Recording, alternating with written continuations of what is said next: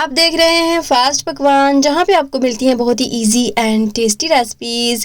बिस्मिल्लाहिर्रहमानिर्रहीम। अस्सलाम वालेकुम गाइस। आज हम बनाएंगे बहुत ही टेस्टी फ्लेवरफुल से शामी कबाब जो जल्दी ही बनकर तैयार हो जाते हैं। तो चले हम देखते हैं कि हमें शामी कबाब के लिए सबसे पहले क्या चाहिए। शामी कबाब बनाने के लिए यहाँ पर मैंने दाल ले ली है 1 पाव, जो रात भर भिगो कर रख दी थी। अब इसका पानी रिमूव कर दिया है। ये देखिए दाल कितनी सॉफ्ट सी लग रही है। तो अब हम इसमें शामिल करेंगे तकरीबन हाफ़ केजी बीफ या मटन। मैं यहाँ पर बीफ ले रही हूँ, अगर आप चाहें तो मटन भी ले सकते हैं। तो इसमें शामिल कर देंगे और साथ ही शामिल करेंगे तकरीबन 3 टमाटर मीडियम साइज़ के, इस तरह 2 हिस्सों में डिवाइड करके शामिल कर दीजिएगा।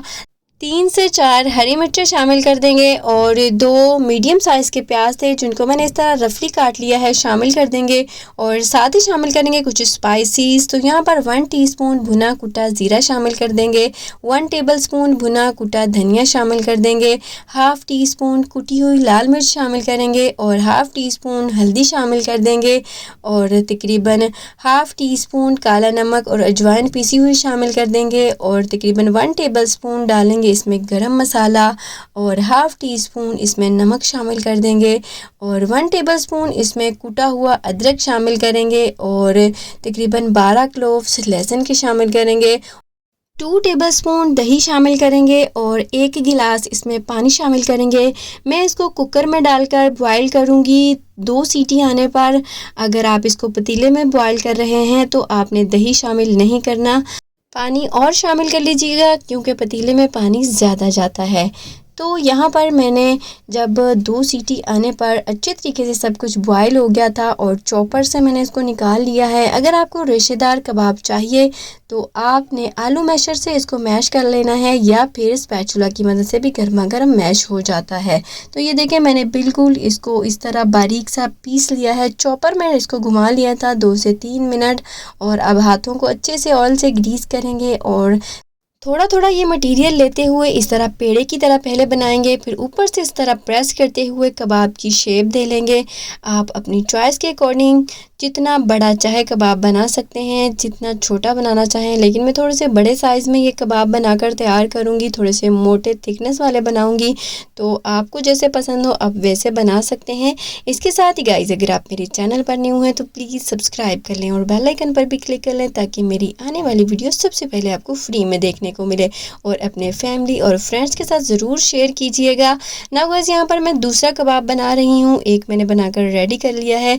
इसी तरह हम रिमेनिंग कबाब बनाकर तैयार कर लेंगे।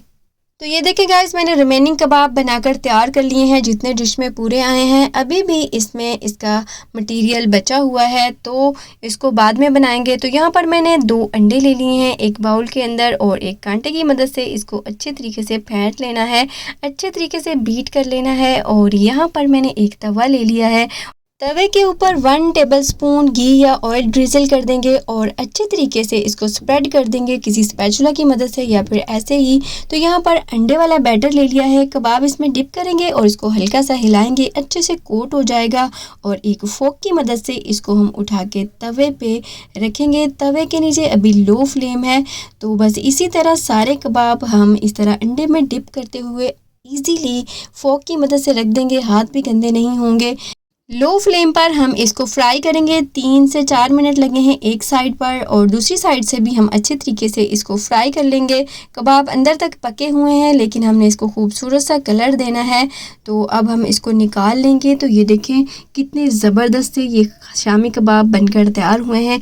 अगर आपने शामी कबाब को स्मोकी बनाना हो तो जब आपने मटीरियल को अच्छे तरीके से पीसना है या बॉयल करने के फ़ौरन बाद भी आप इसको स्मोकी बना सकते हैं। एक चारकोल लें, उसको अच्छे तरीके से जला लें, फिर एक कटोरी में रखें और इसके ऊपर 2 से 3 कतरे ऑयल के टपकाएं और ऊपर से अच्छे से बंद कर दें। तो आपका कीमा या आपका गोश्त दाल वाला मटेरियल अच्छे से स्मोकी हो जाएगा। तो यहाँ पे ये देखें माशाल्लाह से मैंने सारे कबाब बनाकर तैयार कर लिए हैं। सारे तो नहीं किए, सिर्फ एक बैच किया है। तो मैंने सोचा फ़ाइनल लुक दिखा दूँ और इसके साथ मैंने केचप और रेड चटनी ली है। आप अपनी चॉइस के अकॉर्डिंग जो आपको पसंद हो आप ले सकते हैं। ग्रीन चटनी रायता टाइप भी ले सकते हैं और छोटे से ग्लास में मैंने ली है यहाँ पर कोल्ड ड्रिंक। ये देखें कितना छोटू सा गिलास है।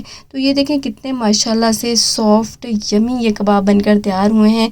अगर आपने कबाबों को रेशेदार बनाना है तो आपने इसको चॉपर में डालकर इसको चॉप नहीं करना, आपने स्पैचुला की मदद से ही अच्छे तरीके से उस मटेरियल को मिक्स करना है या फिर आलू मैशर से। बस इतना याद रखिएगा आप। नाउ गाइस, ये बहुत ही टेस्टी फ्लेवरफुल से कबाब बनकर तैयार हुए हैं। ये देखिए रिमेनिंग कबाब भी मैंने इसी तरह बनाकर तैयार कर लिए थे।